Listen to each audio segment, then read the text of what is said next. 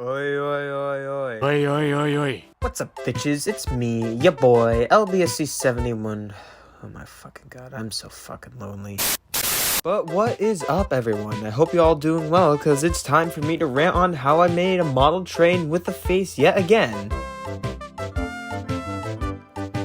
I first got my Bachmann Toby back on Christmas of 2021. The original plan was to use him, take out his original easy couplings, and insert cow catcher inserts I found on Shapeways. That plan never happened. I lost the inserts and wasn't satisfied with the Toby shell. I didn't have a plan for Toby until a few months ago when I found the JMOS Toby kit. It's a replica of the original Gauge 1 Toby prop, in case you are wondering. Curiosity bit me and I decided to scale it down, then print it.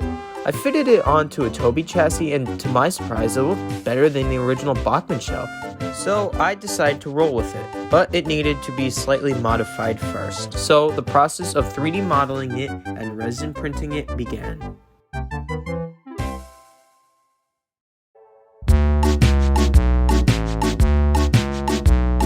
Like I said, it's a Gauge 1 file meant to fit on the original Markland chassis. Remodeling it wasn't too hard. All I had to do was remove some of the original material to better fit the Bachmann chassis. Once that was done, I added extra supports under his cow catchers, as when they are scaled down, they're too thin and can easily break off. This was done by adding extra material under the original cow catcher part and simply merging them together. I added the supports to all necessary places. Toby took about 5 times to print correctly, and that was because it was hard to see all the imperfections with clear resin. Yeah, for anyone resin printing, don't get clear color resin. It's hard to work with and you can't see anything. Just get normal colors, they work much better. Eventually, I got Toby printed on my new printer, which is the Anycubic Photon Mono 4K. I printed him alongside some buffers and a random Toby face file my friend Cole, or S-Tank Engine 105, gave me. I don't know where he got it from. He said it was a public file and it was from Execution, so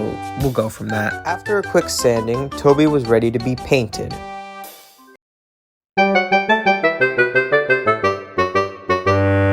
Toby has a simple paint scheme.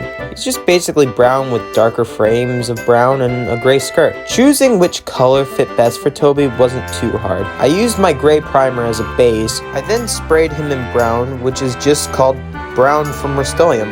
Yeah, it's literally called brown. There's no specific name choice, just brown. After that was dry, I then masked off the top section so I can go back and primer his sides and cow catchers. After that was applied and dried on, I then began the most difficult step on painting his darker wooden frames. The color is real brown maroon from Folk Art.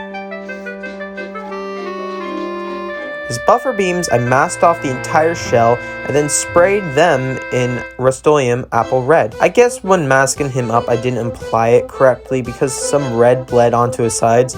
That's no worries, I could just spray on another primer coat and that should fix it. Oh, all good. And yeah, Toby was like 75% done from here.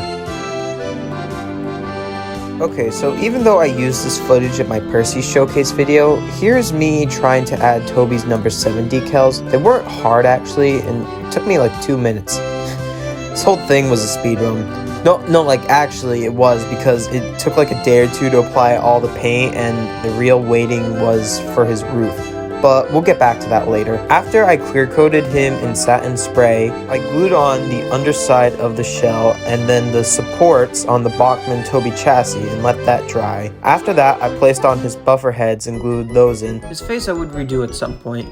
I didn't like the initial look. I was trying to go with a Series 3 look, but it didn't look quite right. So I would end up doing a Series 1 or 2 look. And the usual colors were added onto it, Krylon Matte Glacier Gray, and micro pens were used to create the eyebrows. The eyes are actually from a Bachmann Rosie. I believe she and James share the same eye size, since I was going to use the Bachmann James eyes for Toby, but found these instead, so that saved me some money. Headlamps were the same size as everything else. Everything was going all right until the unthinkable happened. He fell. I was getting up from my seat when my foot got stuck on the cord, holding him in the track, and he dropped on my chair leg and died. Well, I'm out, guys. If this is what's cool now, I think I'm done. I no longer have any connection to this world. I'm gonna go home and kill myself. Goodbye, friend. And it sucked for a variety of reasons. Originally, Toby was gonna showcase after Thomas. His paint was at my mother's house in New Jersey.